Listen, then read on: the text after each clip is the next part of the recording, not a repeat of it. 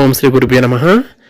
ఈ కాలంలో వచ్చేటువంటి విపరీతమైన దగ్గులు తగ్గుటకు చక్కటి పరిష్కారం ముల్లంగిని బూడిదగా కాల్చి ఆ బూడిదను తమలపాకులో పెట్టి చిటికెడు మోతాదుగా ఆ తమలపాకును ఉదయం సాయంత్రం 2 పూట్ల తింటూ ఉంటే దగ్గు జలుబు పడిసము ఉపశమనం కలుగును. అలా 2-3 రోజులు వాడుకుని ఈ పరిష్కారం చేసుకుని దగ్గు తగ్గించుకోగలరని ఆశిస్తున్నాం. జై గురుదేవ్.